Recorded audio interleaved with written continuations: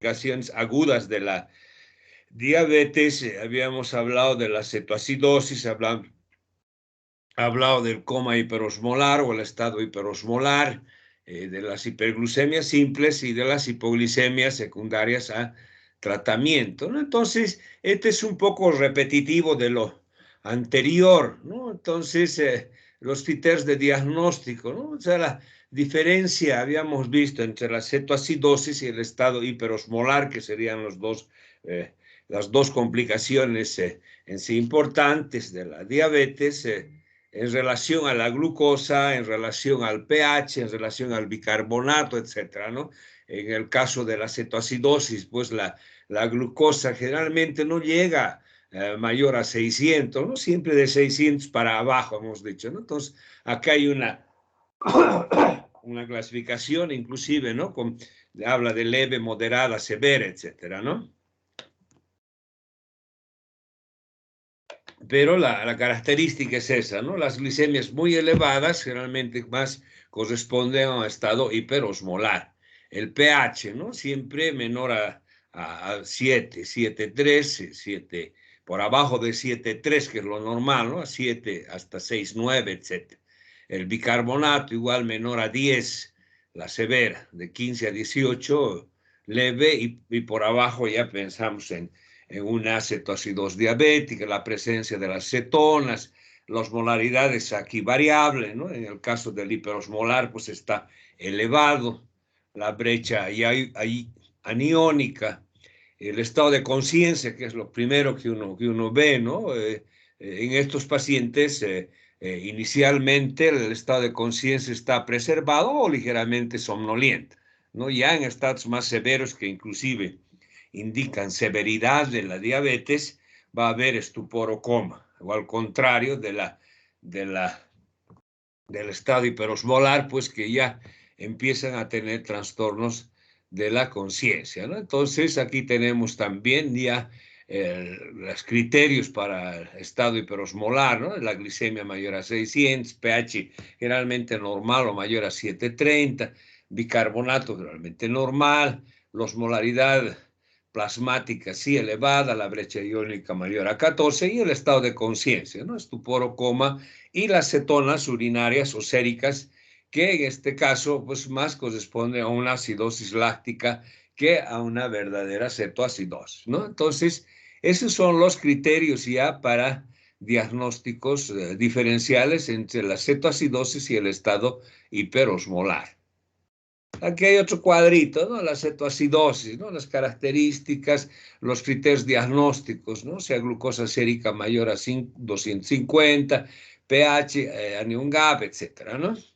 Y las causas precipitantes, ¿no? Hablábamos de la regla de de las 6 Is, es decir, infección, inflamación, isquemia, infarto, ignorancia, por ejemplo, acá, ¿no? Es el mal control, la gente no quiere usar insulina, poquito por el costo también habíamos indicado, ¿no? Que si uno le dice use 30, él usa la mitad para no gastar plata.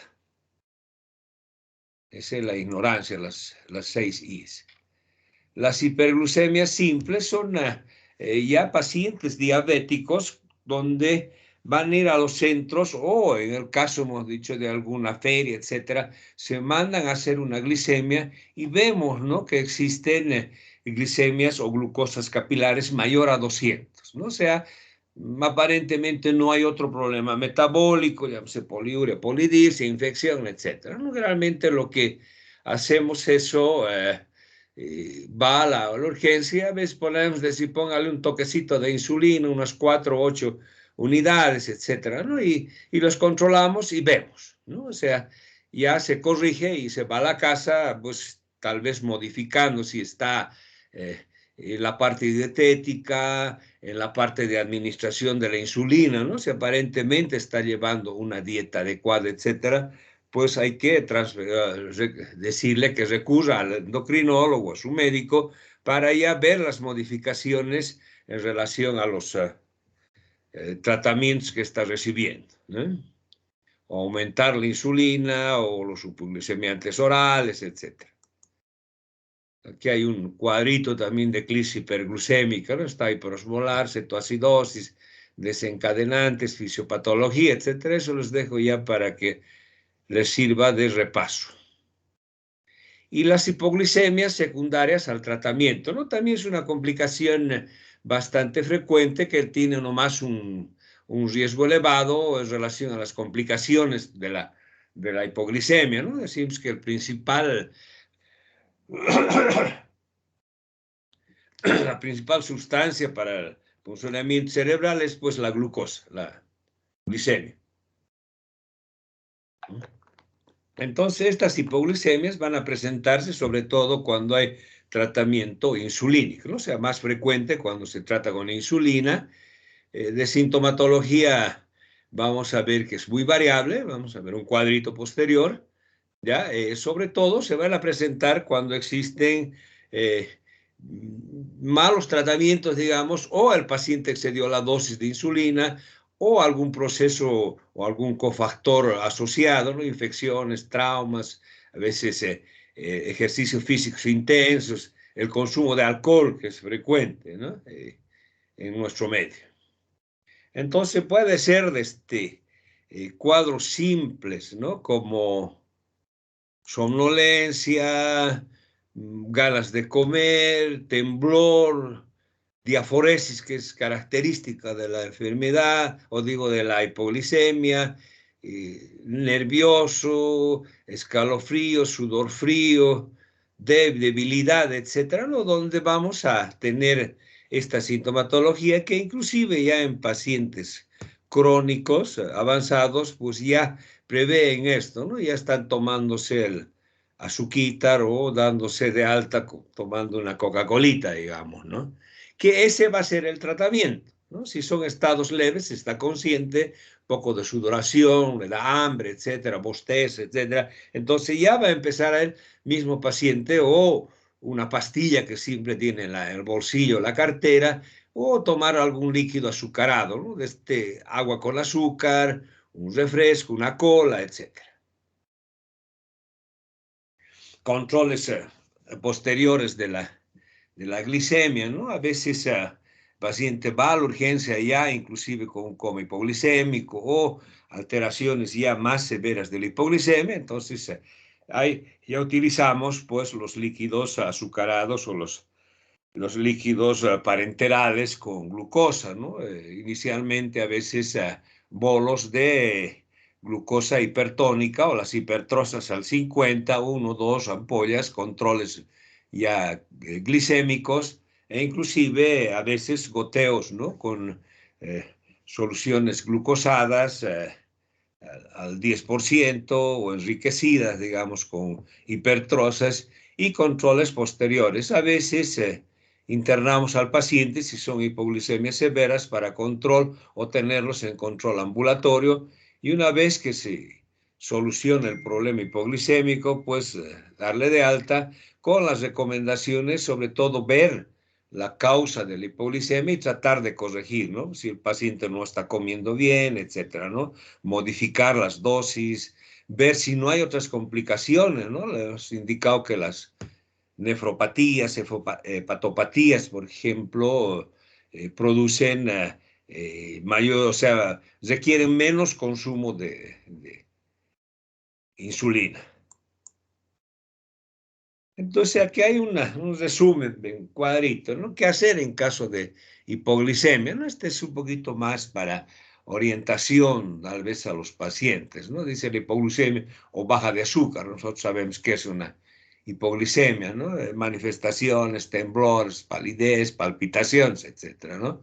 Entonces, hay que ver si es posible hacer una glicemia. Realmente se aconseja, ¿no? Que igual que en el paciente hipertenso tenga su tensiómetro, pues en el diabético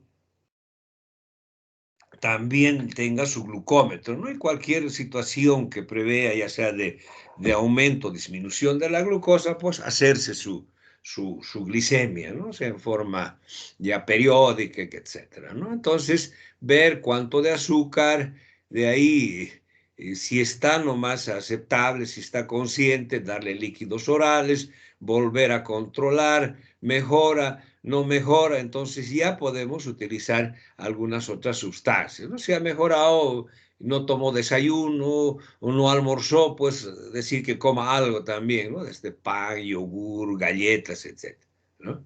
Y ver esa parte dietética que es importante.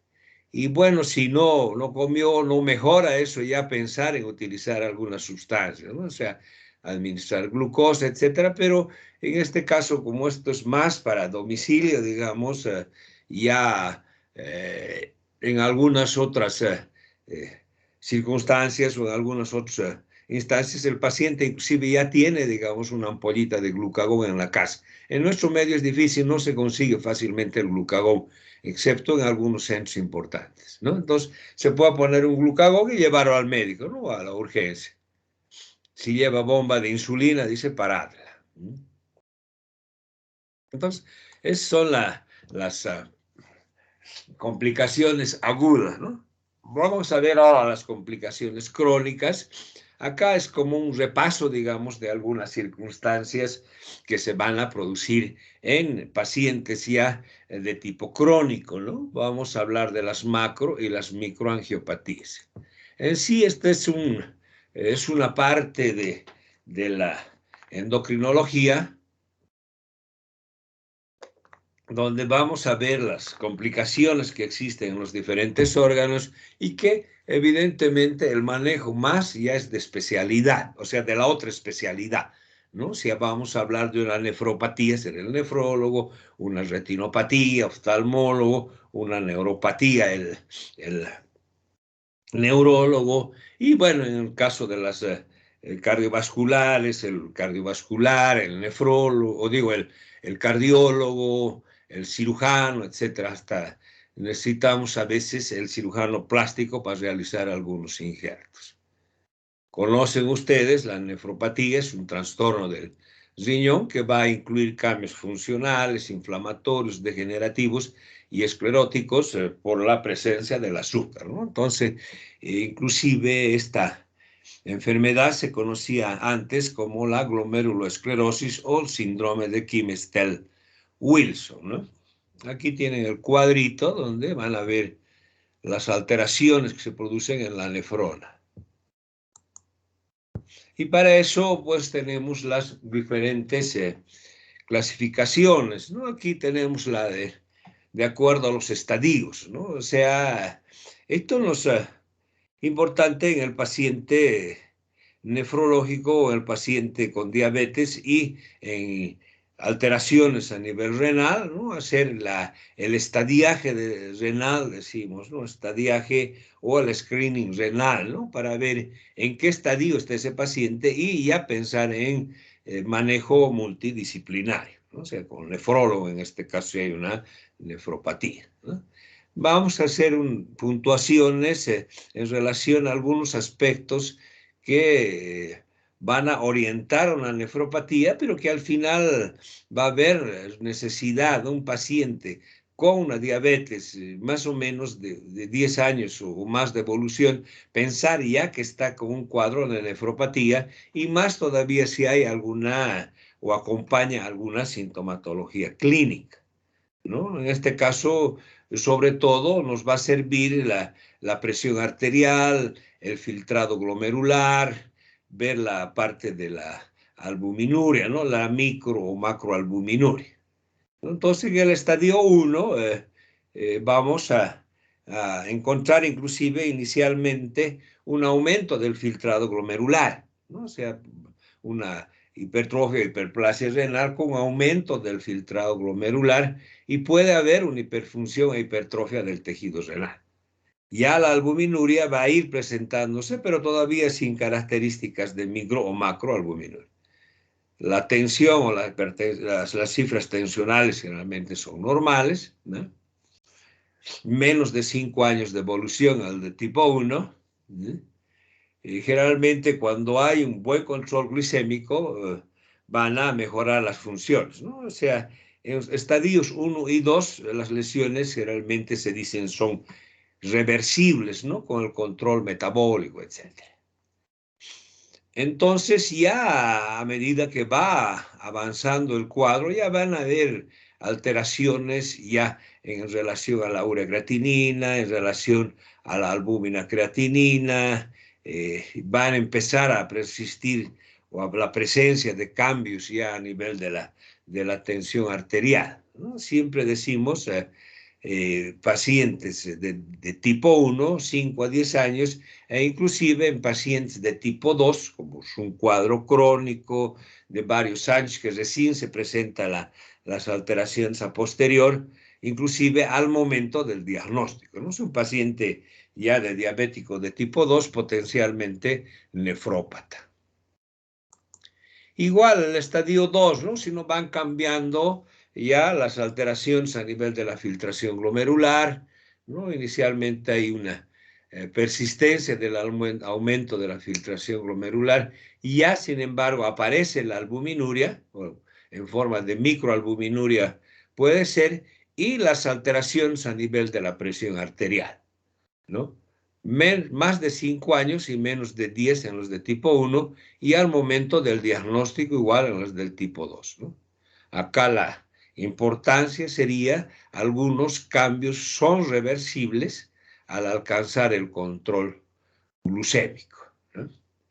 No vemos mucho aquí la creatinina, ¿no? Porque antes se hablaba que la creatinina era un reflejo, digamos, de lo que significaba la función renal.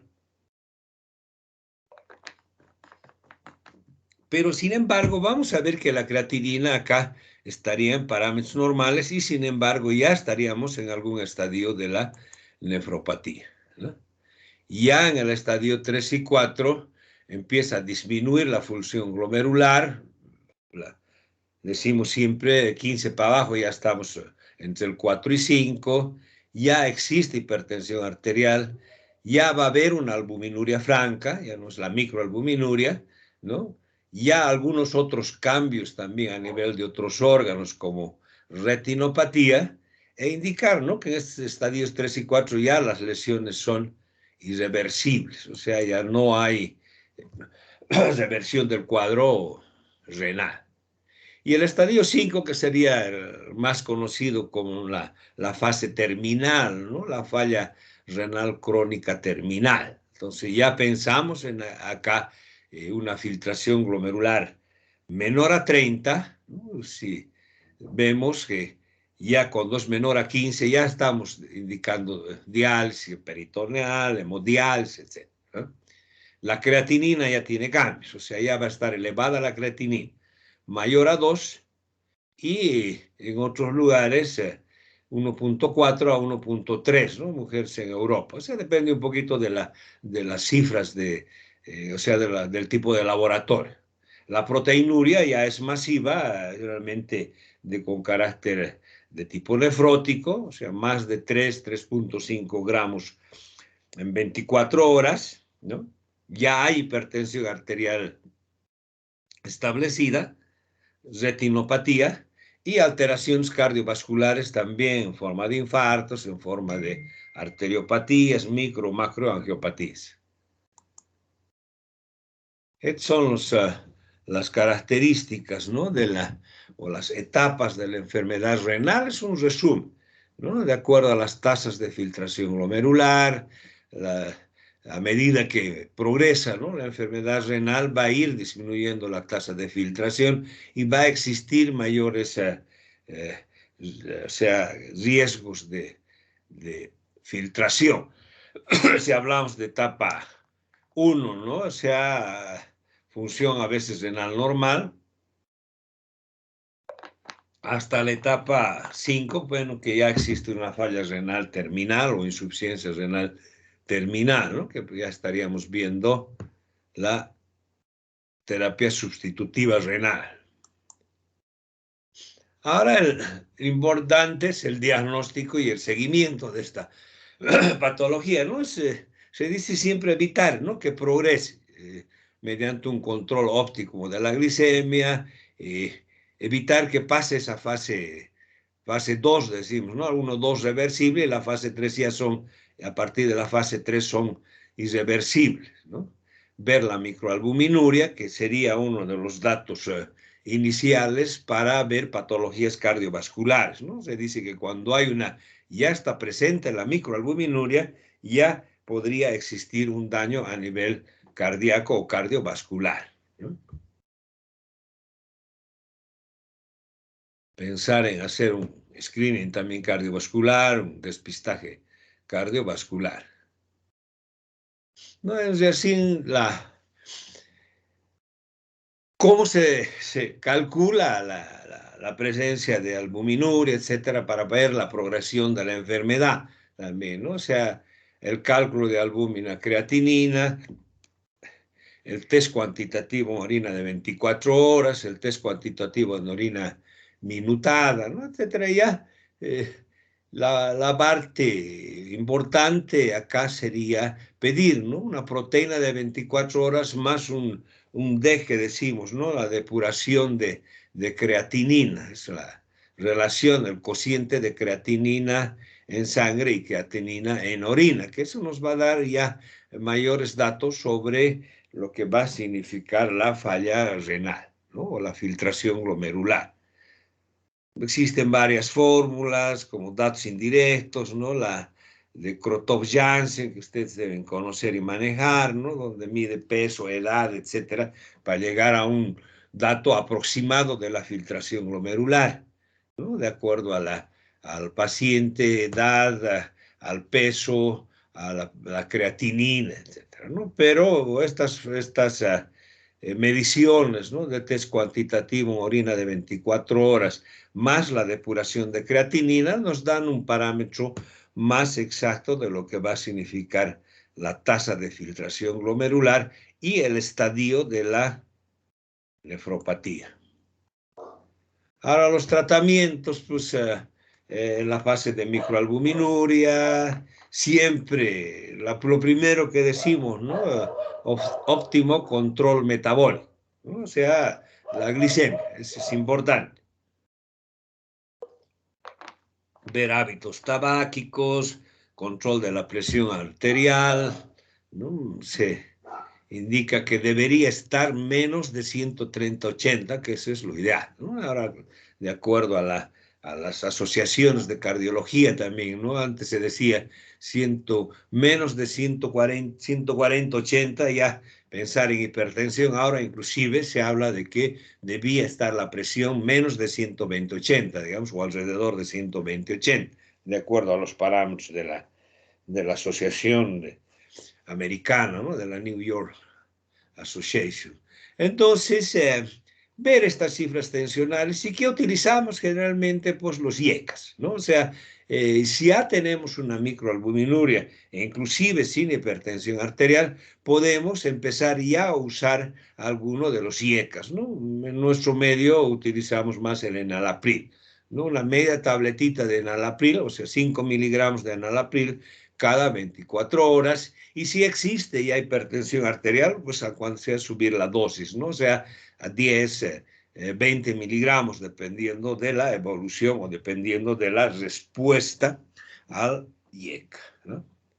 Y ver, siempre controlar, ¿no? O sea, si ya existe un dato de nefropatía o ya existe la nefropatía, pues en todo caso hacer controles periódicos, ¿no? Cada 3 o cada 6 meses para ver cómo va a ir respondiendo al tratamiento, ¿no? Entonces, eso es lo que realmente vemos con el nefrólogo, ¿no? Una vez que tenemos una sospecha o ya tenemos una falla renal, entonces el tratamiento ya va a ser en forma conjunta con el nefrólogo, ¿no? Y controles la parte de endocrinología, controla más la glicemia, etcétera, y el nefrólogo verá la filtración glomerular, verá qué otro tratamiento, ¿no? En el caso, por ejemplo, de la albuminuria clínica, ¿no? Ya pensar en el endocrinólogo, el internista, el nefrólogo y las otras especialidades, ¿no?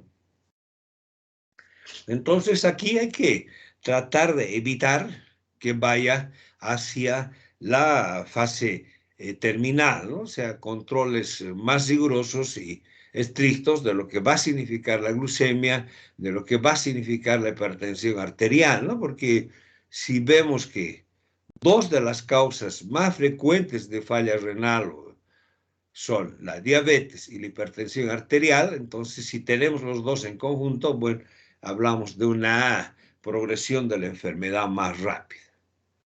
Va a haber restricción proteica, cuantificación de la albúmina en orina por lo menos 3 veces al año o cada 3 meses, y ya en fase de insuficiencia renal, ¿no? O sea, evitar que progrese más. Aquí ya llega a fase 3, 4, ¿no? Yo a pensar en un tratamiento sustitutivo, pues los controles de potasio, controles de la presión, ver el tratamiento ya o la respuesta que podría existir. Ya empezamos el uso de diuréticos, en este caso ahorradores de potasio, ¿no? Entonces, tipo furosemida, etc. Sobre todo furosemida utilizan bastante los nefrólogos, ¿no? Sí, ver hasta dónde puede alcanzar este tratamiento, o sea, mejorar o mantener en sí al paciente, porque mejorar ya no, sino mantener al paciente más o menos estable y ahí preparándolo para la terapia sustitutiva, ¿no? El uso de las fístulas, o sea, la fabricación o la realización de las fístulas arteriovenosas para pensar en una hemodiálisis, etcétera, ¿no? Entonces ya el tratamiento ahí sería más del nefrólogo y alguna vez apoyo del endocrinólogo. La hipertensión arterial, que decimos, ¿no? Siempre mantener cifras menores a 130/80, ¿no? O sea, 125/75, 120/70 sería lo ideal. Tratamiento de la hipertensión y ECAS o ARA2, ¿no?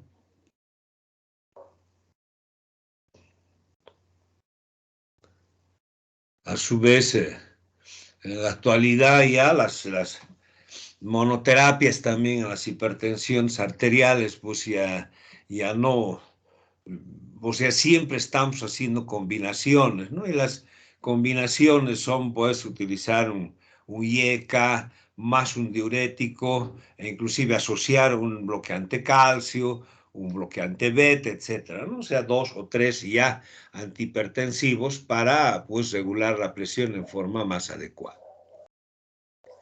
Entonces, eso es relación a nefrología, a la nefropatía, perdón.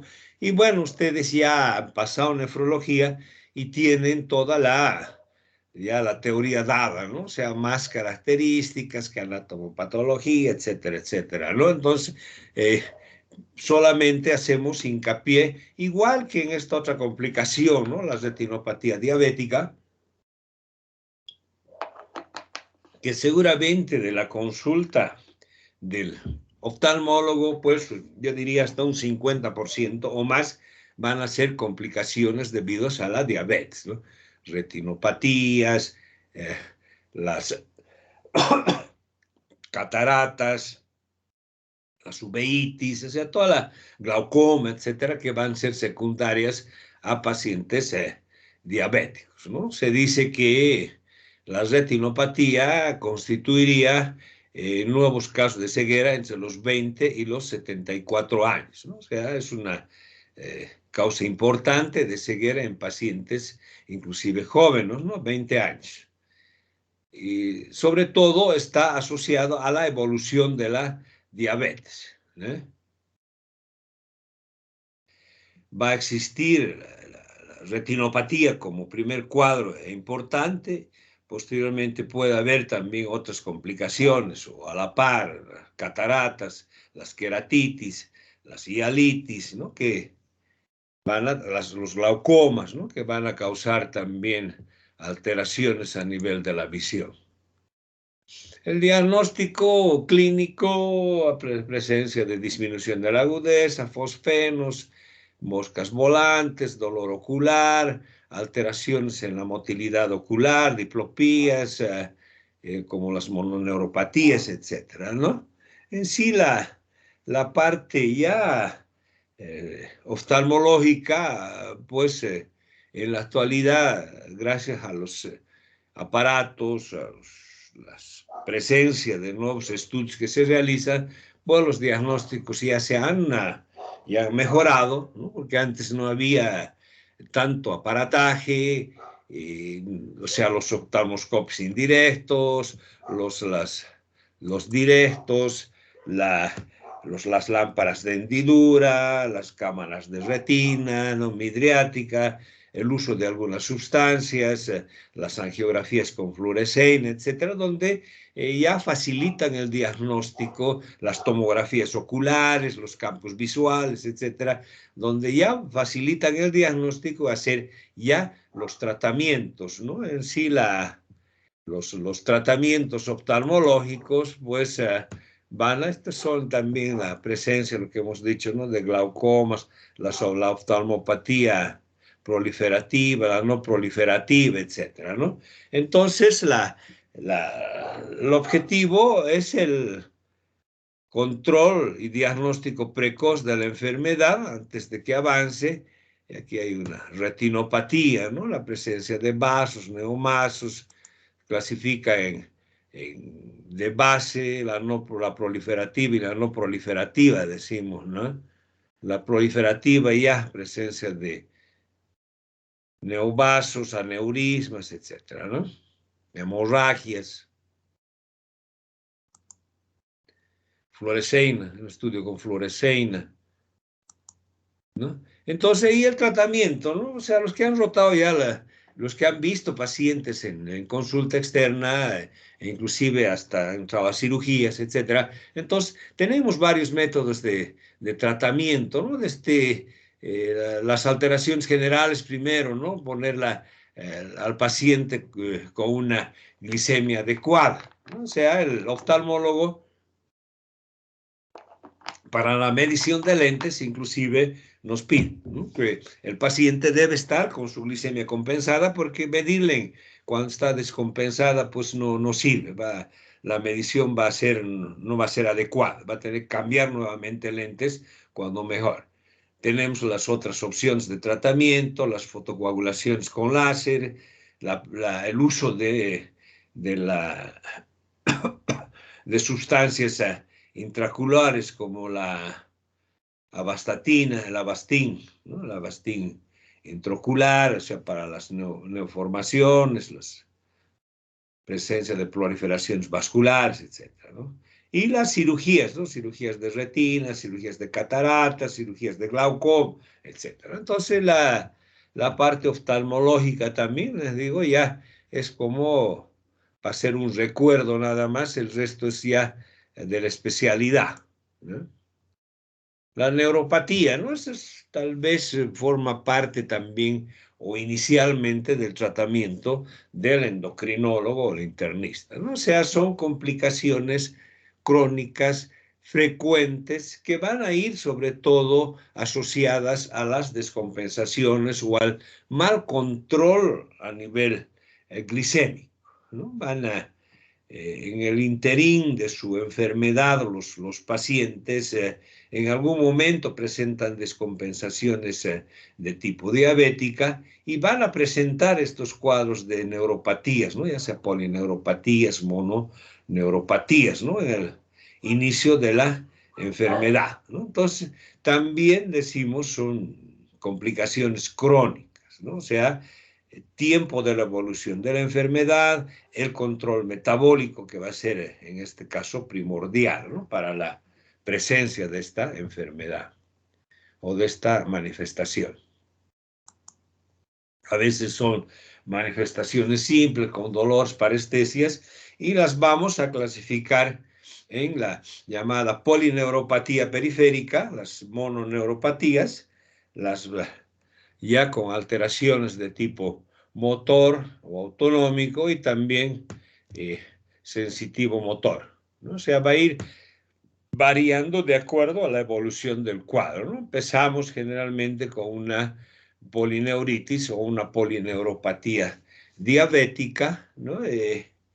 Curso crónico, progresivo, presencia de parestesias, disestesias, dolores quemantes o anestesia, a veces son bastante invalidantes, ¿no? Que el paciente no puede realizar sus actividades cotidianas normales, ¿no? O sea, como característica de esta es una polineuropatía bilateral, distal y simétrica, ¿no? O sea, realmente pies y más en pies y posteriormente también en manos.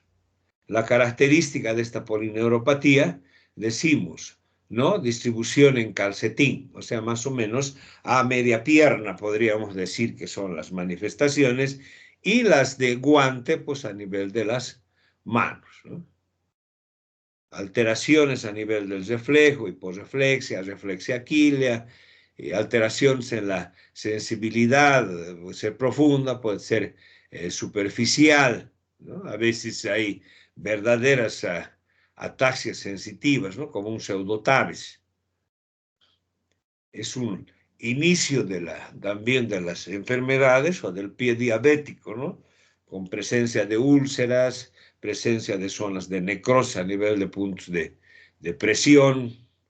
Ya cuando a veces está avanzada la enfermedad, como no hay dolor, o sea, dolor es un mecanismo de defensa del organismo, ¿no? Si uno está metiendo su dedo al fuego, con seguridad va a sentir el calor y va a levantar. Pero en este caso, por ejemplo, existe la disminución a la sensibilidad y que al caminar, por ejemplo, existen siempre traumas, ¿no? Al caminar y el paciente no siente y va destruyendo sus articulaciones, sobre todo a nivel de los pies, del tarso, la llamada la osteoartropatía de Charcot, ¿no? Donde va a desaparecer casi todo las articulaciones a nivel del tarso y metatarso. Articulación de Charcot o su variante Lisfranc también ya han debido ver en traumatología. Ahora, una vez que existe la llamada sensitiva, también puede pasar a la motora, ¿no? Donde ya va a haber alteraciones a nivel de, con los síntomas y signos sensitivos, va a haber alteraciones a nivel muscular, ¿no? Puede ser debilidad o amiotrofia. Y la sensitiva, motora, autonómica, también hay alteraciones a nivel de la piel y faneras, ¿no?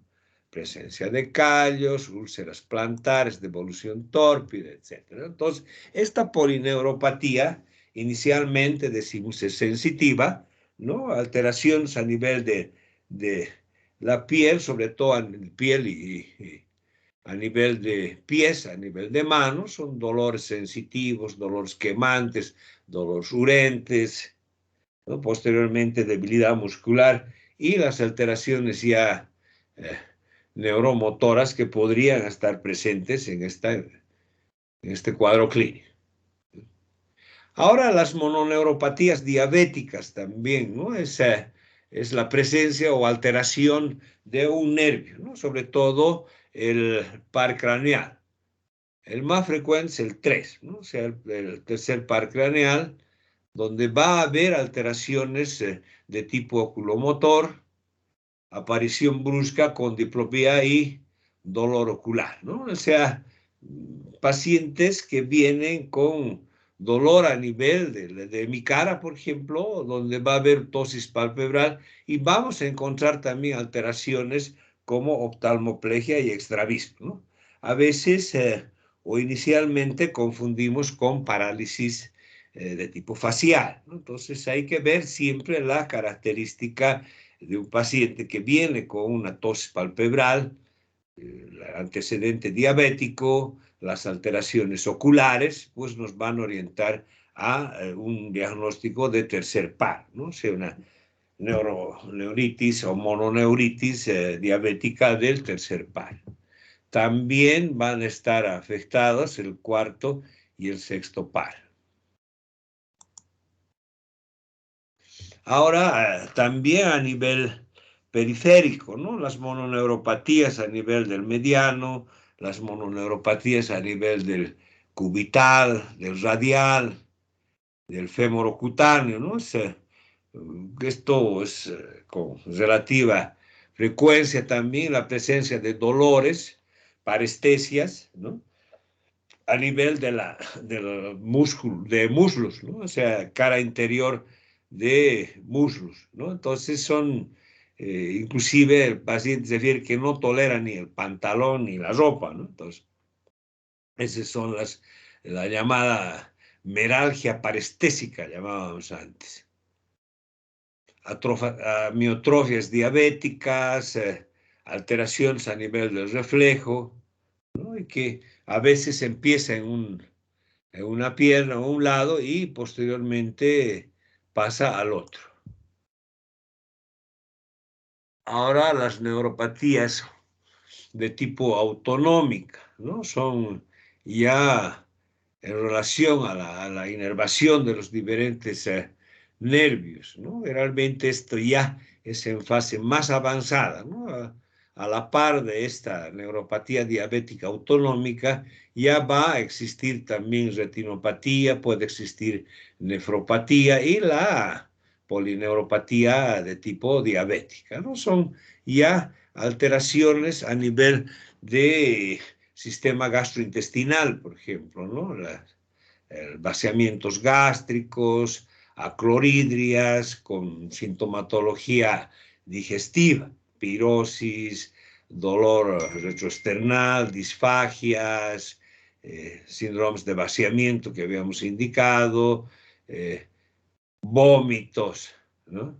A nivel intestinal ya vemos ahí la presencia de alteraciones en el tránsito, ¿no? Puede ser estreñimiento o lo más frecuente, las diarreas o las deposiciones líquidas por la alteración a nivel intestinal.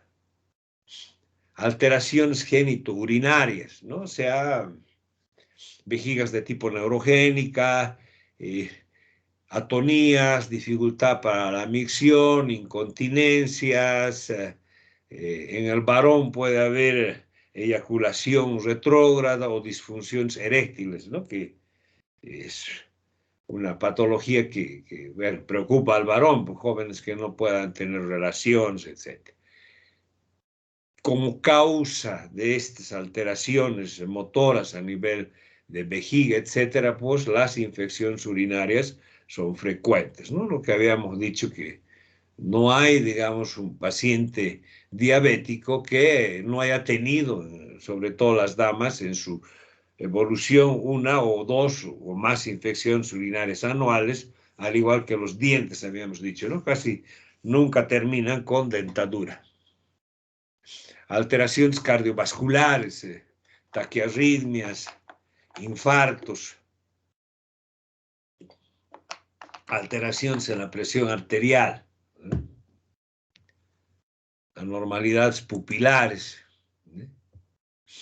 Ahora el diagnóstico, ¿no? Esto es clínico, ver estas sintomatología, ¿no? De dolor, parestesia, es clásico, ¿no? El paciente diabético va a quejarse de que le duele mucho los pies, le duele mucho las manos, hay alteraciones de la sensibilidad, como si estuviera la piel quemante, caliente, urente, etc., ¿no? Entonces ya se hace el diagnóstico clínico y podemos empezar el tratamiento, o si queremos confirmar, pedimos algunos otros exámenes, ¿no? Como la electromiografía, que es casi la característica, la biopsia del nervio, a nivel intestinal, los tránsitos, o sea, radiografías contrastadas, tránsito gastrointestinal, manometrías esofágica rectal, en la parte de vejiga, ver las continencias, las incontinencias, etcétera, ¿no?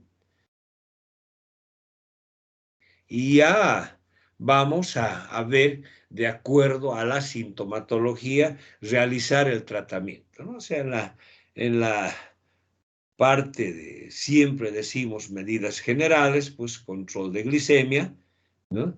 Y la educación, ¿no? Vamos a ver después ya más adelante, un poquito más ampliado, ciertas características sobre el tratamiento de este tipo de pacientes, ¿no? Educación diabetóloga, que es importante para evitar complicaciones, ¿no? Neuropatía, la progresión hacia el pie diabético, que es una de las complicaciones más temidas. Para el dolor se puede usar AINES, se puede utilizar pomadas con anestésico local, como la capsaicina. Generalmente este tipo de pacientes responden más al tratamiento del dolor con sustancias de tipo neurogénica, ¿no? O sea, tratamientos neurolépticos, tratamientos con drogas que van a actuar a nivel del sistema nervioso, ya sea central, a nivel de los nervios, etcétera, ¿no? Como la amitriptilina, la imipramina, la carbamazepina, que se utilizaba bastante antes, ¿no? La carbamazepina, ustedes conocen, es un anticonvulsivante, ¿eh? Y en la actualidad, sobre todo, está utilizándose más la gabapentina o la pregabalina, ¿no? No figura aquí la pregabalina, ¿no? Que ese es el tratamiento último que se está realizando para las polineuropatías o las neuropatías diabéticas, ¿no? Es un calmante neurológico, decimos, baja el dolor, pero ya por acción de tipo neurológica, ¿no? Porque los AINES, cualquier calmante, etcétera, si bien tiene su efecto como analgesia del dolor, pero estos medicamentos pues se van a utilizar, inclusive se puede utilizar a largo plazo. Cuando hay dolores más intensos, inclusive se hace resecciones o bloqueos de los nervios. Alteraciones autonómicas a nivel de gastrointestinal, ¿no? La gastroparesia diabética, ¿no? En base a dietas ricas en fibra, sustancias, los gastrocinéticos, ¿no? Como la metoclopramida, la domperidona, la cisaprida, etc. El uso de algunas sustancias para ver lo del meteorismo, como la cisaprida, sustancias ya para tipo carminativo, para evitar la formación de gases como la simeticona, etcétera, ¿no? Si hay diarrea, generalmente las diarreas no son de tipo infecciosa, pues en el paciente diabético, decimos son diarreas de tipo motora, ¿no? En este caso, pues vamos a dar sustancias como la loperamida, etcétera, para frenar esa hipermotilidad, etcétera, ¿no? Y si hay infección, por supuesto, ver la causa y se puede utilizar antibióticos o el metronidazol si es parasitaria, ¿eh? A la vejiga neurogénica, ¿no? Utilizar ya ciertas maniobras como hacemos, ¿no? Decimos la maniobra de Credé, o sea, el paciente o la paciente tiene que ir a orinar en forma tal vez periódica y realizar las maniobras para el vaciamiento total de la vejiga, ¿no? Como la maniobra de Credé, ¿no? Eso es la maniobra de Credé, si usted se acuerda, se utiliza en ginecología, ¿no? Para ayudar a la expulsión de la placenta. Es apretar, digamos, o masajear la zona hipogástrica. Puede haber ya, si hay una necesidad de hacer cateterismos, el uso de medicamentos como el betanecol, cirugías de cuello vesical y ver la parte de infección urinaria.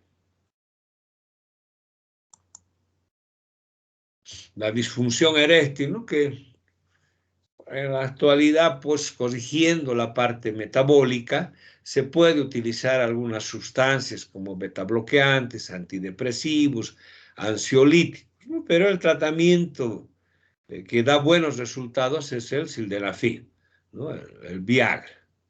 Cualquiera de las dosis de Viagra, 25, 50, 100, generalmente una hora antes de la actividad sexual, se puede utilizar ya los otros compuestos, ¿no? Como el vardanafil, el tadalafil, el T36 que decimos, ¿no? 36 horas de duración. Y bueno, ya ver las respuestas posteriores, ¿no? Realmente el tratamiento de la disfunción eréctil es en base a un poco de psicoterapia y el uso de medicamentos, ¿no? Desde los ansiolíticos hasta el sildenafil. Y a posterior, ver dispositivos aspiradores, implantes peneanos, la revascularización, etcétera, ¿no? En casos ya más avanzados. Entonces, ya una vez teniendo el paciente en fase crónica, las complicaciones del famoso pie diabético, el llamado pie diabético, ¿no? O sea, ya son complicaciones más severas de la enfermedad con alteraciones a nivel de la vascularización de los miembros inferiores, sobre todo, ¿no? Vamos a tener que este pie diabético inicialmente es de causa neuropática, ¿no? Y posteriormente también puede presentarse alteraciones de tipo isquémico, ¿no? Afectaciones isquémicas o vasculares. Van a producir lesiones a nivel, sobre todo en los miembros inferiores, ¿no? Decimos por eso el clásico pie diabético. Se complica con infecciones, ¿no? Más frecuente en zonas de presión, ¿no?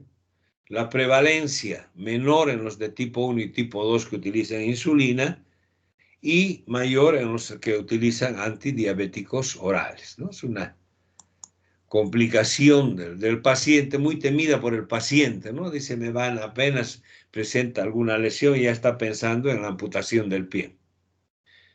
Factores de riesgo, edad más de 40 años, diabetes más de 10 años de evolución, presencia de neuropatías, vasculopatías, artropatías, ya una amputación o una úlcera previa con amputación, alteraciones de la anatomía, ¿no? Deformidades, hiperkeratosis, el mal control metabólico, la obesidad, ¿no?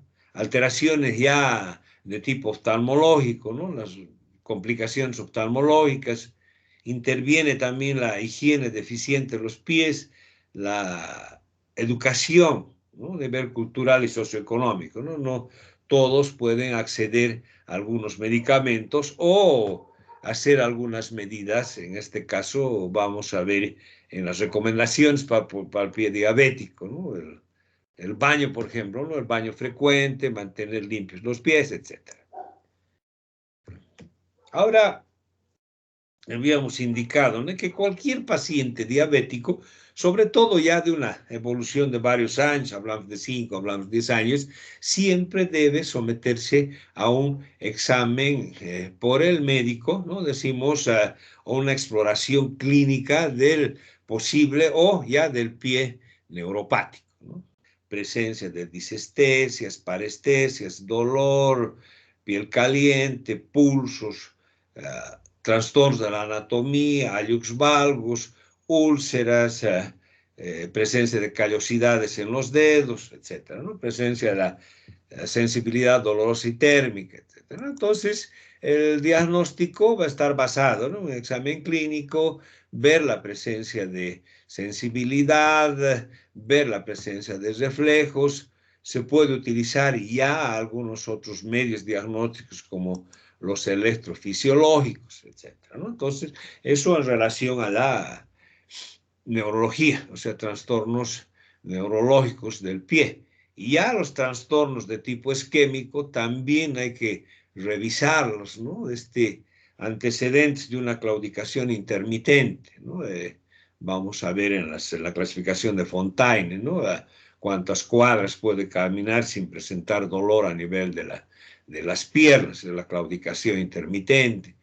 A veces el dolor en reposo, el dolor nocturno, que se enfrían los pies, que se vuelven azules, ausencia de pulsos o disminución de pulsos, alteraciones a nivel de la anatomía, ¿no? Con hipotrofias, inclusive a nivel muscular, alteraciones a nivel de faneras, ¿no?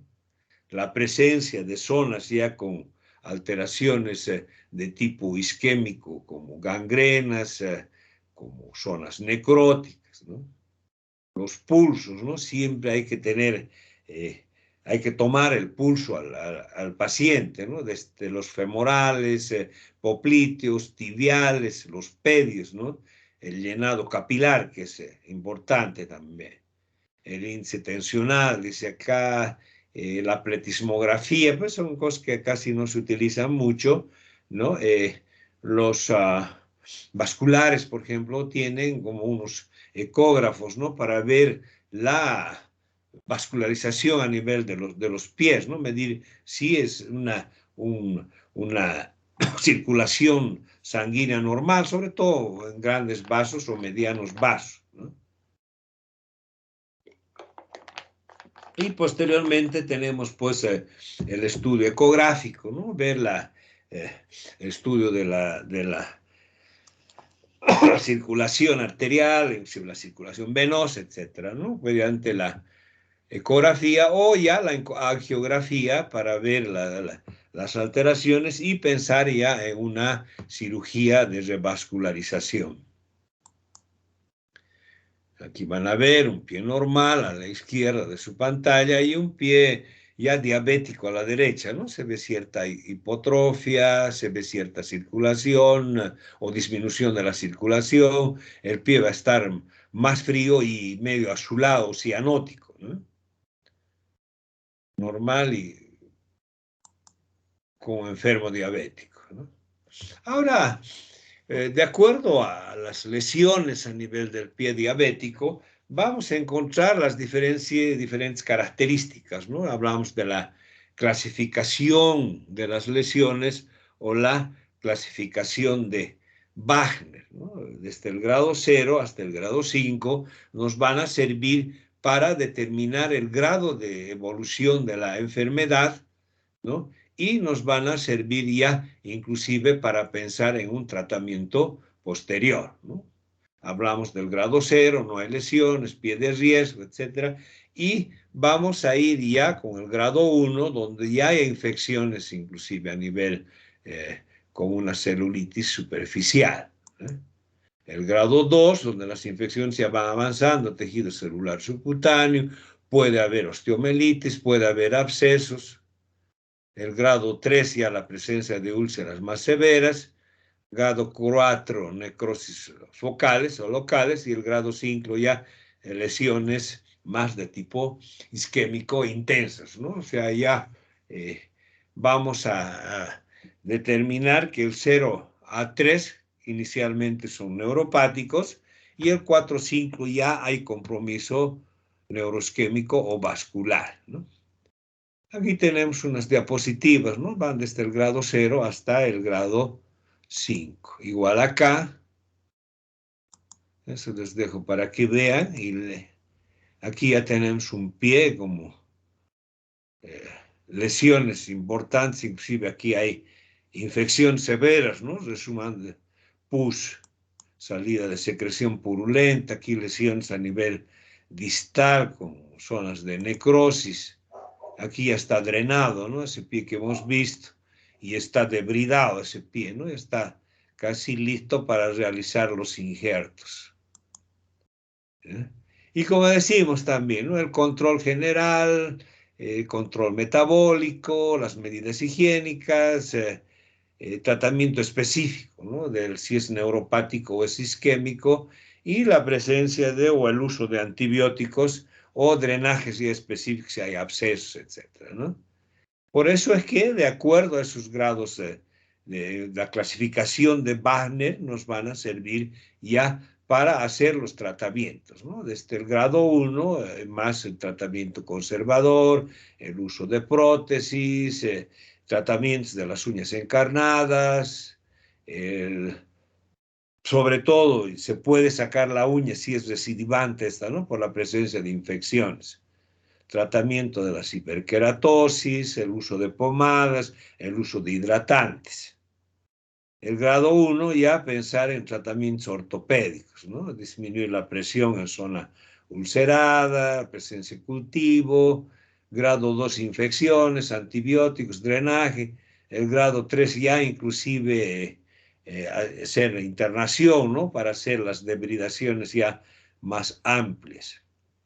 Grado 4, amputación, y grado 5, amputación mayor, ¿no? Estamos avanzando un poquito rápido porque no vamos a tener tiempo, ya son las Ya son 47, ¿ves? Y tenemos que terminar.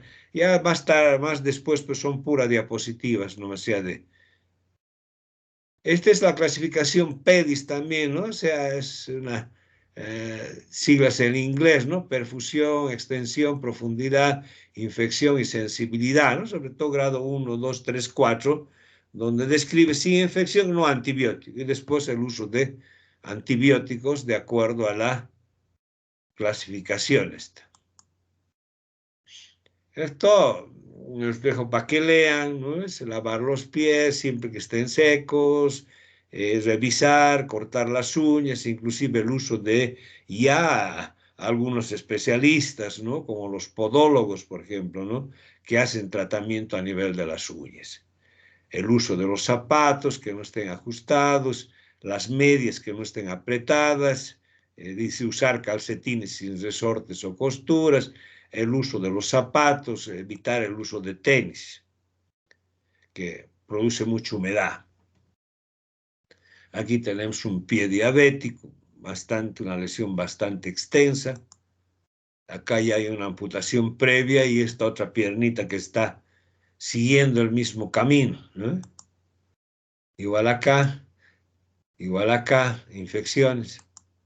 Aquí vemos un antes, ¿no? Y un después ya con el uso de injertos, etcétera, cómo mejora esa pierna o ese piecito, diré.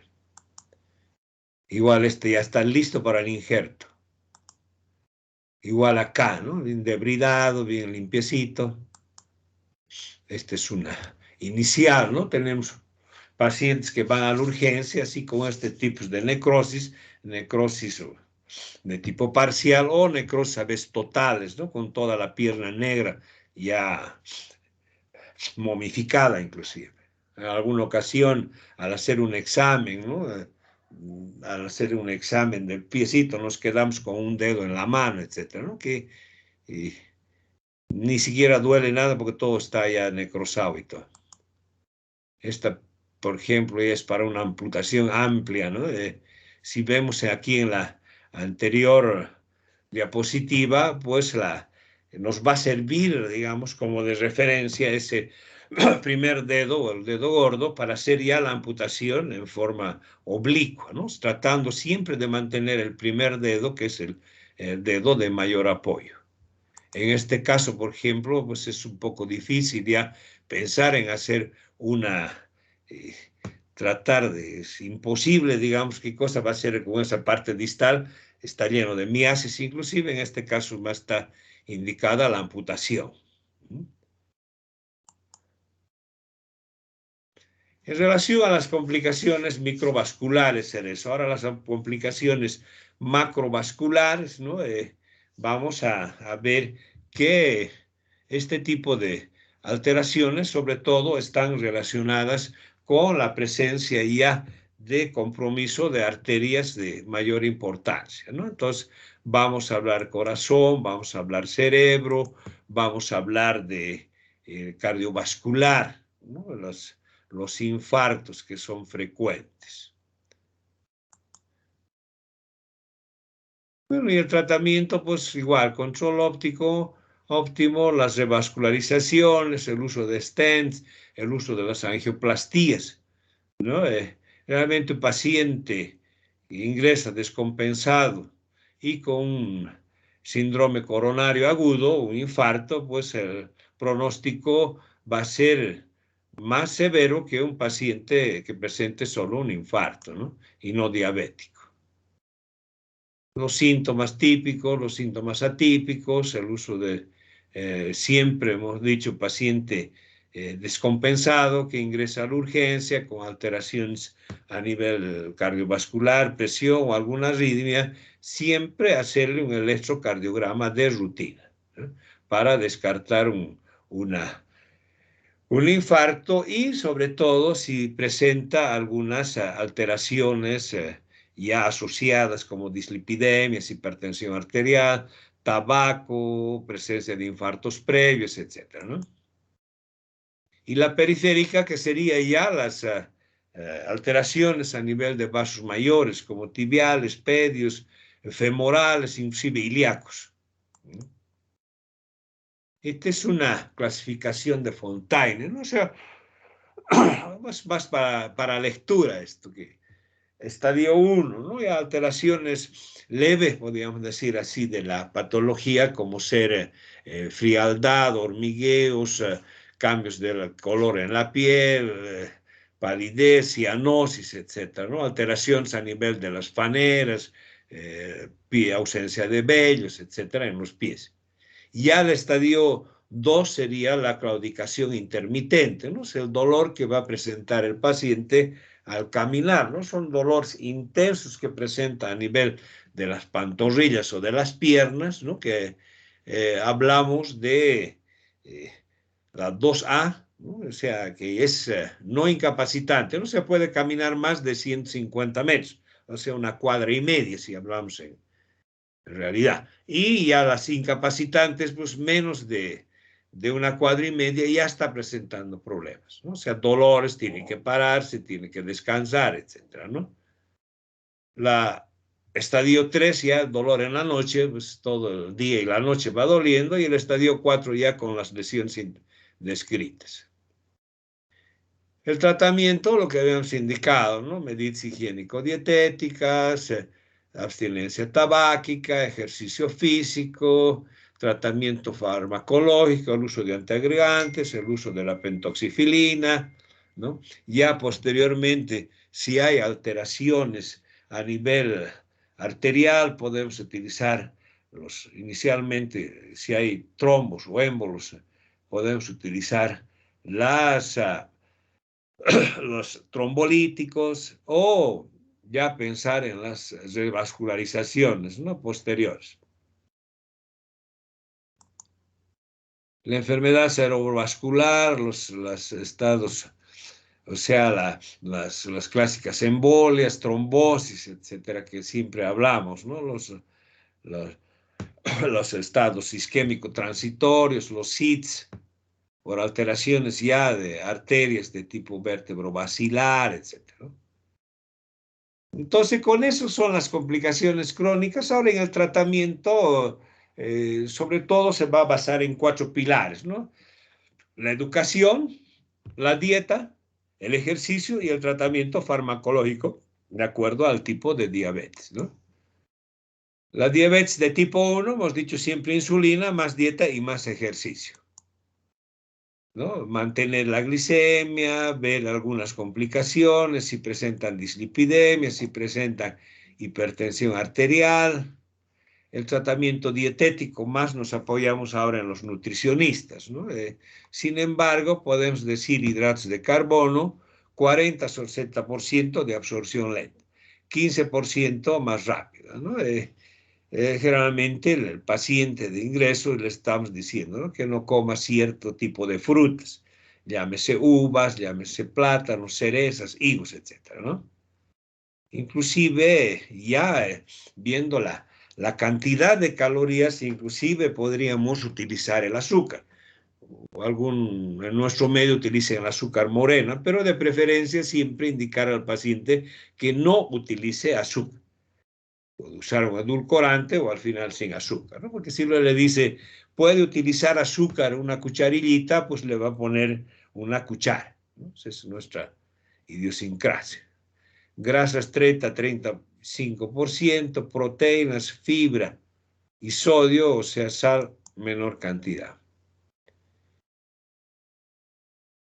Abstinencia alcohólica, las calorías de acuerdo a edad, etcétera, ¿no? El ejercicio físico es importante de acuerdo al normotipo, de acuerdo a los requerimientos que tiene el paciente, ¿no? Los aeróbics y la natación, sobre todo. Mis cuidados inician con el ejercicio, ¿no? Diabetes.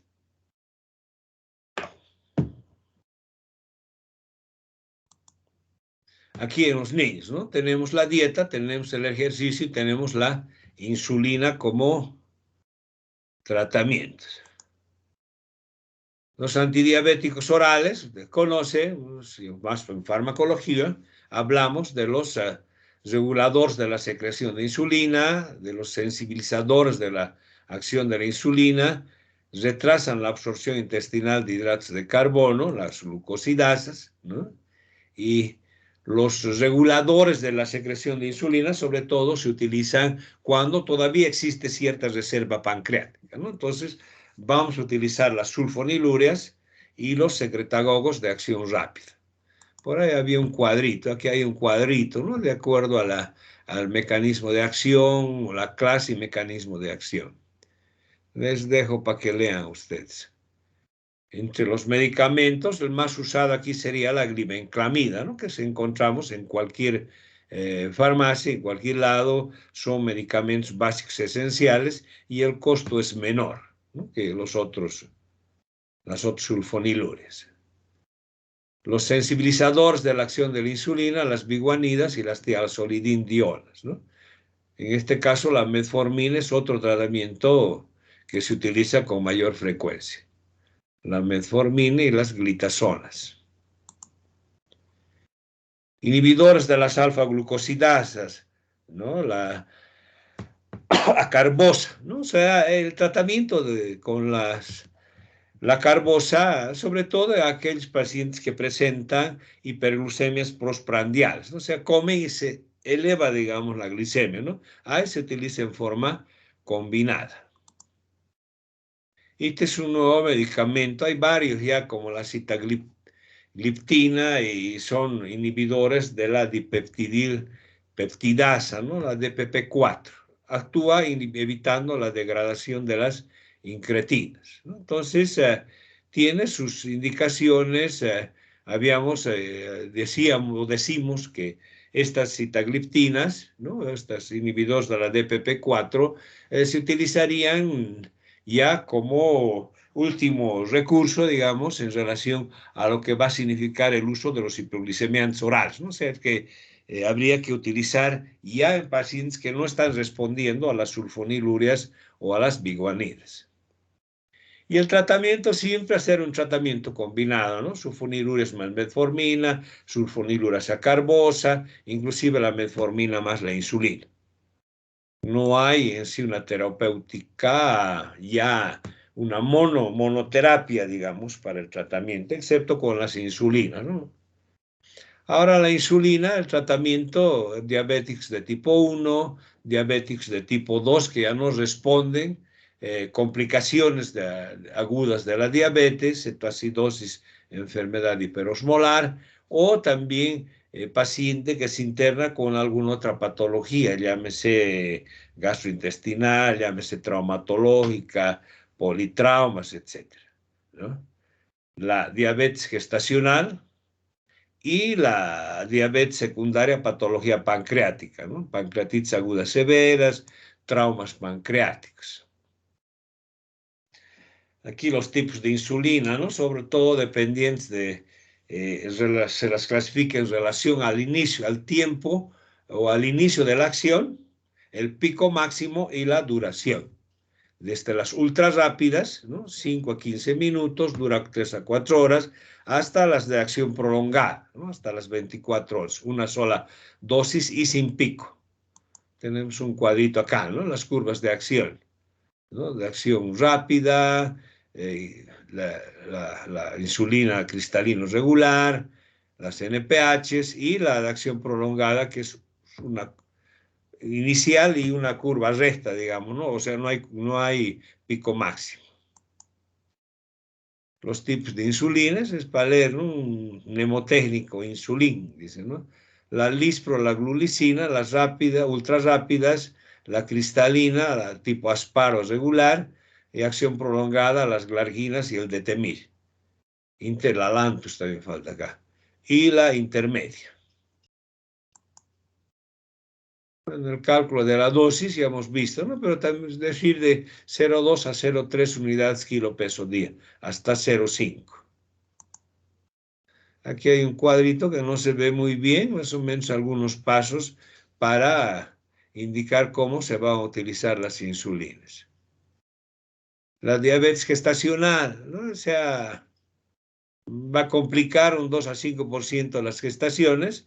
Hemos dicho, se diagnostican pacientes de primer diagnóstico, no aquellas pacientes con antecedentes de diabetes que se embarazan, sino empezaría su diabetes en el embarazo, ¿no? O sea, relacionadas con la resistencia insulínica y el embarazo a partir del segundo trimestre.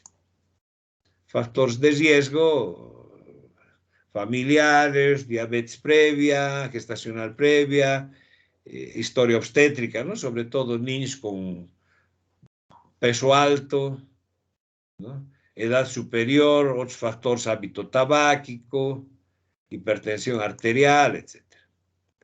Las complicaciones, sobre todo a nivel del producto, ¿no? Los niños grandes, en embarazos iniciales, abortos, organomegalias y las hipoglicemias del nacimiento neonatales. Esta es una clasificación de Pedersen. Aquí está, ¿no? Nivel sanguíneo alto de glucosa en la madre van a proporcionar glucosa adicional al feto. Esto ya es para leer un poco igual, ¿no? La clínica de la madre. Igual, hijo de madre diabética no se ve muy bien. O sea, se van a presentar las complicaciones ya en un hijo de madre diabético a nivel neurológico, a nivel cardíaco, a nivel gastrointestinal, músculo-esquelético, etc., ¿no? Y las macrosomías fetales que son características. El tratamiento, dieta e insulina, ¿no? Se dice que la paciente con embarazo, o sea, diabetes gestacional, el tratamiento inicialmente dietético, si no responde ya, pensar en utilizar insulina. El tratamiento acá con insulina es de primera elección en pacientes con diabetes gestacional, ¿no? Objetivos ya hemos visto, ¿no? O sea, de acuerdo al tratamiento, hasta 130 en el caso de la ADA y glicosiladas menor a 7. Cambios en estilo de vida, nutrición, ejercicio, educación, etc. Vamos a ir así porque ya no o podemos tener tiempo más de los 10 minutos, ¿no? ¿No ve? Entonces haremos rapidito así para punteos más ya un poquito para leer, no hay mucho que ver, ¿no? La educación decimos que es importante en los pacientes, ¿no? O sea, tanto para las técnicas de autocontrol como para ya que el enfermo pues sobrelleve todos sus problemas, ¿no?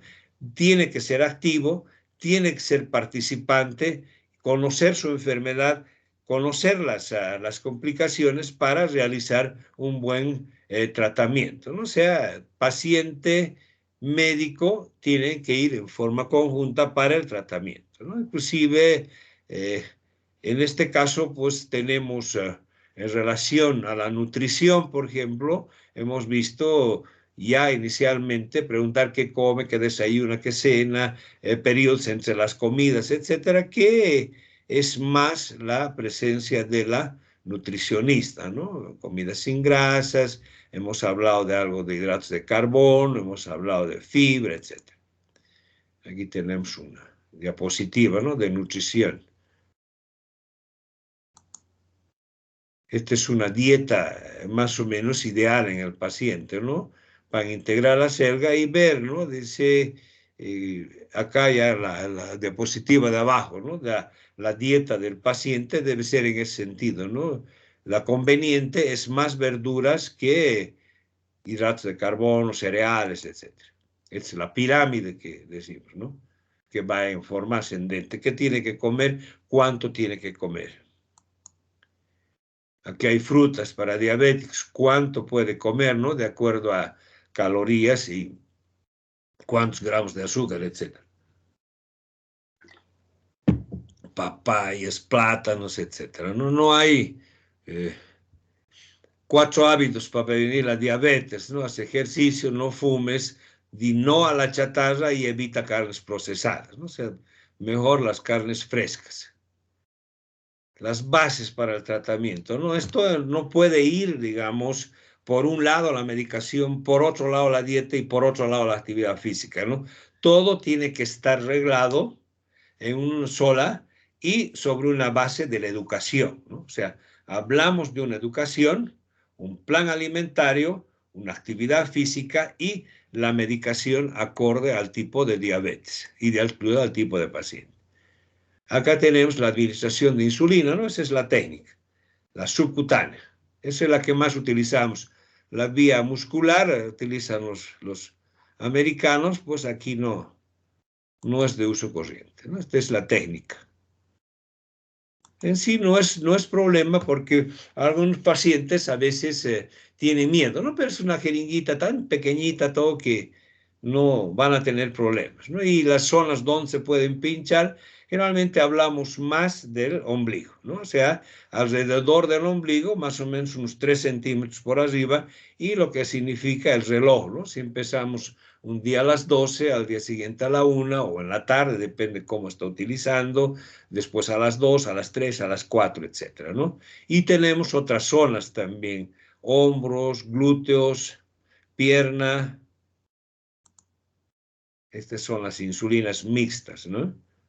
Regular y NPH, ¿no? Sobre todo van a ver aquí las curvas, ¿no? Y la acción es hasta las 24, casi 24 horas. Este es un tipo de desayuno, ¿no? O sea, o tipo de dieta, ¿no? Es un ejemplo, ¿no? Jabón de pava, o de aguacate, por ejemplo, aquí con la palta. O sea, se dice siempre que deben tener por lo menos unas 5 comidas, ¿no? No en cantidades, sí, pero hablamos de desayuno, una colación a media mañana, el almuerzo, una colación en la tarde y la cena, ¿no? Siempre comer algo antes de dormir, una hora o más antes de dormir. Este es un algoritmo, ¿no? Empezamos con una dieta, la metformina, añadimos sulfonilurea, o sea, criterios de insulinización, por ejemplo, ¿no? Una hiperglucemia severa, una cetosis, una pérdida de peso y un embarazo. Este es para que vean. Acá la educación en diabetes es prevenir, ¿no? Para prevenir las complicaciones es un derecho, ¿no? O sea, no un privilegio, son las medidas que dan ahora de que el enfermo sí o sí tiene que tener educación, e inclusive en algunas normas ya nosotros tenemos una norma, por ejemplo, de tener siempre estos clubes de diabéticos, ¿no? Ahora actualmente estamos dejado de lado por la pandemia, etcétera, siempre se les da clases a los diabéticos, por lo menos un par de veces al mes, ¿no? Se habla de alimentación, se habla del uso de medicamentos, se habla de algunas medidas higiénicas para el uso de los pies, etcétera, para manejo del pie diabético, etcétera, ¿no? Entonces es bueno la educación, ¿eh? Ahora, el infarto clínico, hemos dicho que es una de las patologías que con mayor frecuencia produce enfermedad, son consideradas, y no sé, al inicio hemos dicho que uno de los 4 asesinos, ¿no? Aumento de la mortalidad cardiovascular, la presencia de amputaciones no traumáticas en miembros inferiores, en casos de ceguera, casos de nefropatía, ¿no? Que aparte del impacto clínico también tiene un impacto psicosocial y económico. Esta es una diapositiva, ¿no? Cuando eres diabético y solo falta que te amputen el cráneo, ¿no? Pero muerto antes que usar insulina, esa cosa te deja ciego, ¿no? Antes se decía, ¿no? Paciente que utilizaba insulina, pues su vida estaba cortada y que siempre iba a presentar amputaciones, etcétera. Esto en relación al uso de la insulina, ¿no? Era el único, o sea, el medicamento que se utilizaba en diabéticos de tipo 1 que presentaba mayores complicaciones, ¿no?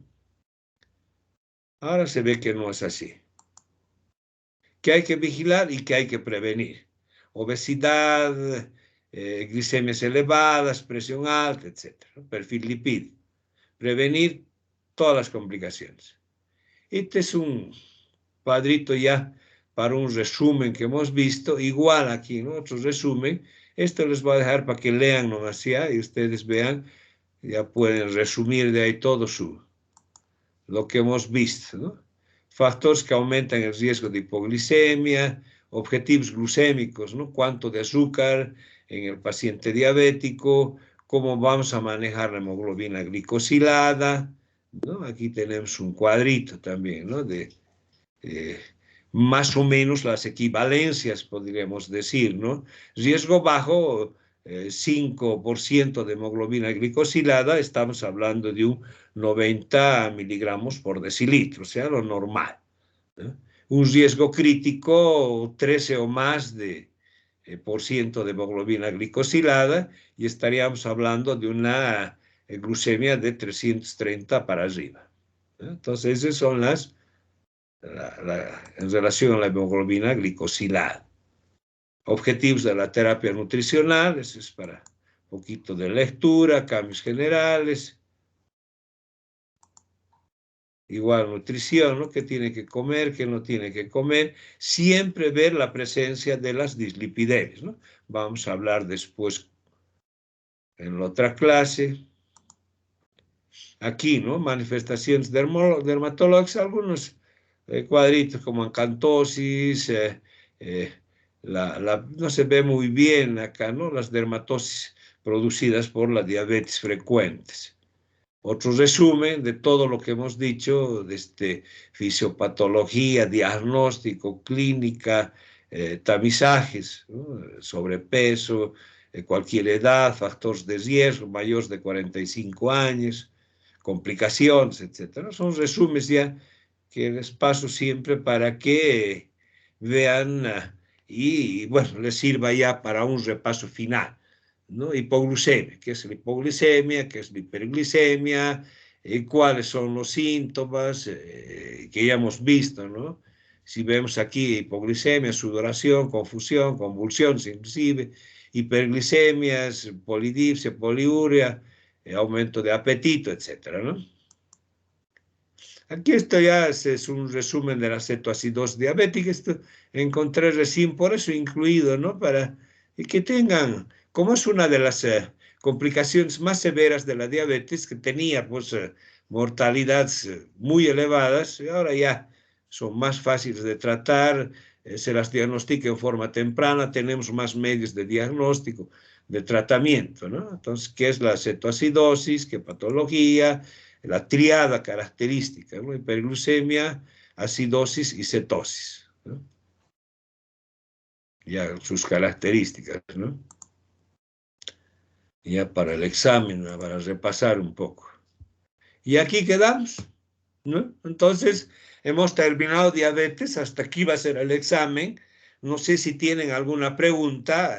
Bueno, definitivamente hemos corrido un poquito, no había otra cosa, teníamos que terminar esta clase de diabetes. Yo generalmente asocio esta clase con enfermedad del metabolismo de las grasas más, ¿no? Obesidad, dislipidemias, etcétera, pero el examen va a ser hasta acá, ¿ya? ¿Alguna pregunta? Doctor, ¿cuál sería Dime, el tratamiento para las parestesias en la polineuropatía periférica? ¿qué tratamiento? Sí, doctor, para las parestesias.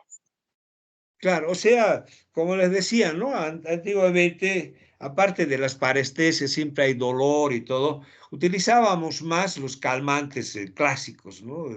Ahora hay más tipo de calmantes y todo, pero el mejor tratamiento, y no sé si ha llevado neurología, creo que el doctor Núñez ya no es docente de teoría, él pues pregoniza y dice, no hay tratamiento para la peroneuropatía, para el dolor, si no se utiliza algún calmante de tipo neurológico, decimos, ¿no?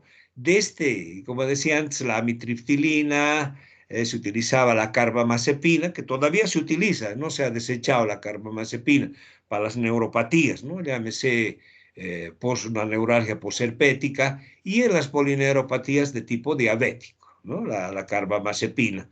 O mejor aún, ahora se está utilizando la gabapentina y que está desplazando a la gabapentina a la pregabalina, ¿no? La pregabalina en dosis de 75 dos veces, 150 miligramos dos veces, que ese es ahorita el tratamiento que se realiza para la polineuropatía diabética, ¿no? Algunos asocian a complejo B, o sea, vitaminoterapia, y algún ansiolítico, ¿no? Llámese desde el clonazepam, diazepam, alprazolam, etcétera, ¿no? Pero la base en sí del tratamiento es la pregabalina. ¿Está bien? Doctor, ¿y si el paciente presenta anestesia, es el mismo tratamiento? El mismo tratamiento, porque es una inflamación del nervio. ¿Eh? Gracias, doctor. Listo. ¿Algo más? Y disculpen que haya Doctor, corrido, pero no hay otra. No había otra. doctor, buen día. Ya. Perdone, con respecto al tiempo del examen, ¿nos podría indicar esta vez de qué momento realmente va a empezar y cuánto tiempo va a ser? Es que la última vez el examen se publicó y creo que teníamos que empezar ese momento, pero como la hora estaba diferente, otros esperamos hasta que iniciara el tiempo siempre y tuvimos menos tiempo. ¿Nos podría indicar esta vez?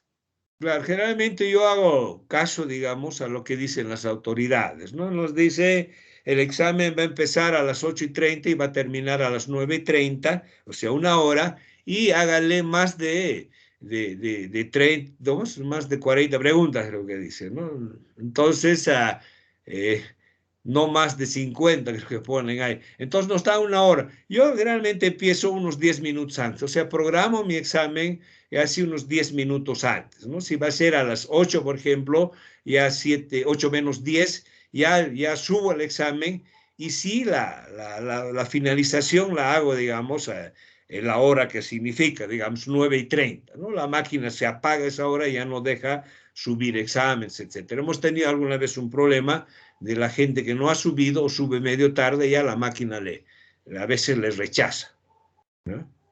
Pero es así, estoy esperando yo la determinación de la directora de carrera, ha puesto sábado, ¿no? 19, me imagino que va a ser la fecha ya descrita, o a veces nos cambian antes, pero también les pasa a ustedes el horario y la fecha. No tengo el horario todavía del sábado, solo la fecha. Entonces veremos, ¿no? Ya eh, les van a comunicar también a ustedes, les dirán el sábado en el horario de clase, digamos, ¿no? 8 o 8:45 creo que es nuestro horario de clase. Sería 8:45 hasta las 9:45. Una hora nos dan para terminar el examen o para hacer el examen. ¿Eh? Doctor. Doctor, entonces, ni bien Sí, usted sube el examen, nosotros empezamos a resolverlo, apenas lo sube usted.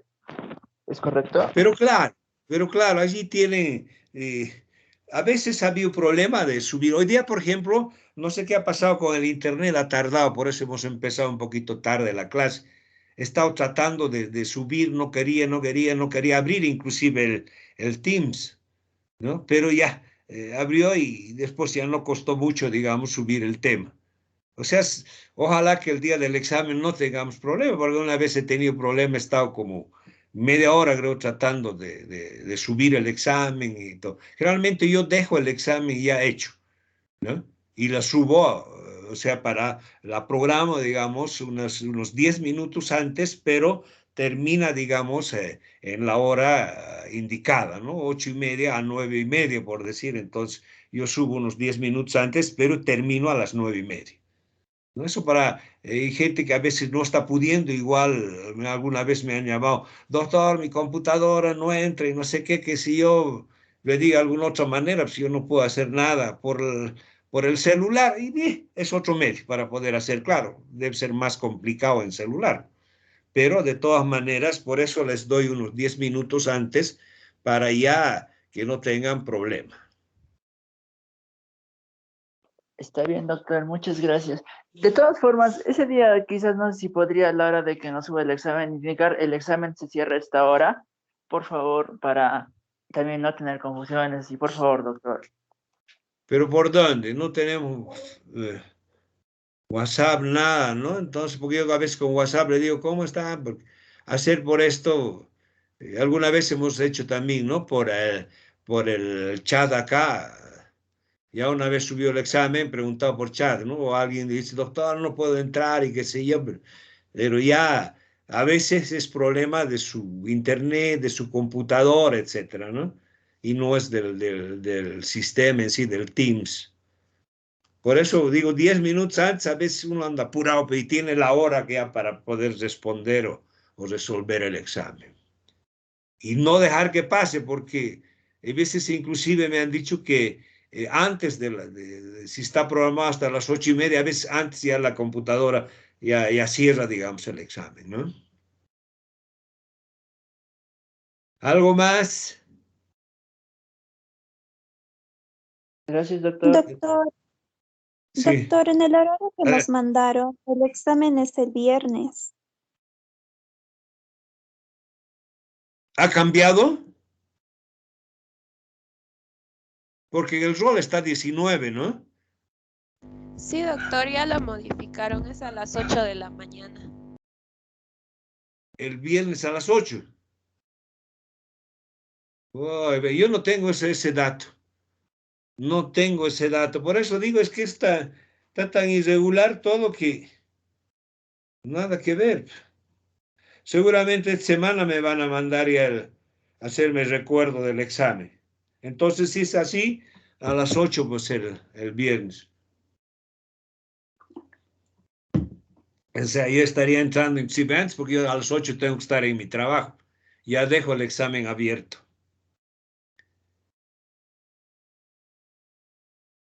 Está bien, doctor. Ese es el problema, pues que ponen en la mañana y pues, hay gente que trabaja, yo trabajo en la mañana.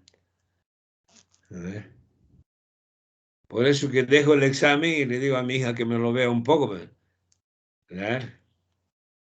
Pero veremos, no tengo nada oficial. Supuestamente yo estoy con 19 todavía. ¿Ya? Y voy a preguntar si no a la doctora.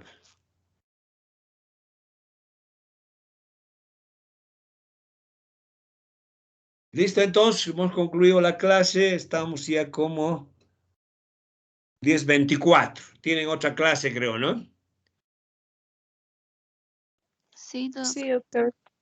Listo, que les vaya bien. Buen fin de semana. Seguimos con el Doctor, encierro. Dime, una última consulta, perdón. Eh, dímenos.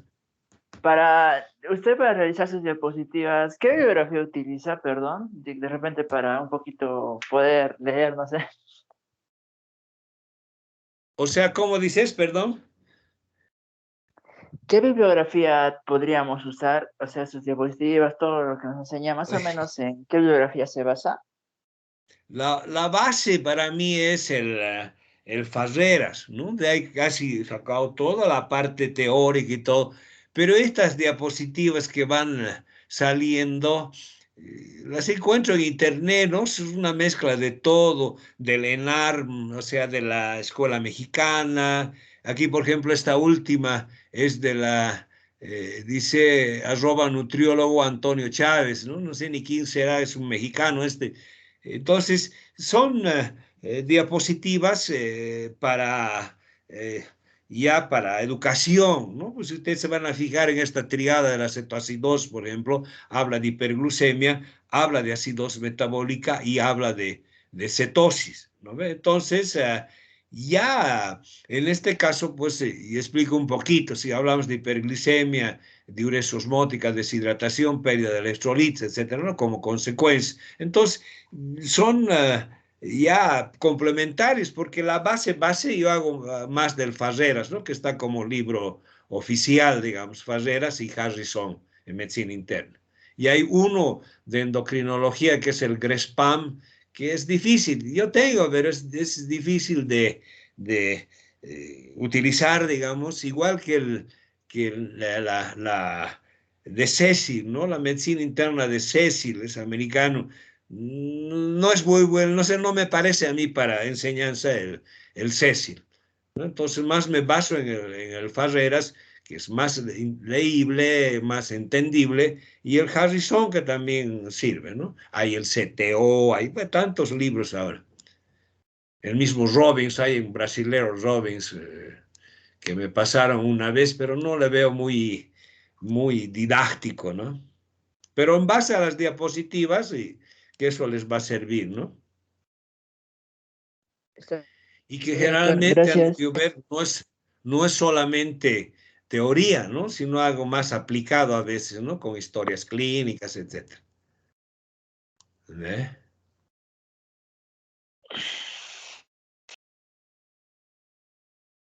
¿Algo más?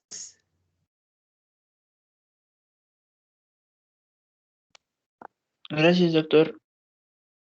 Listo, ya nos estamos viendo no, el sábado, cuando sea. No sé, ya vamos a estar pasando los exámenes o el examen y después ya cualquier dudas las corregimos la próxima clase.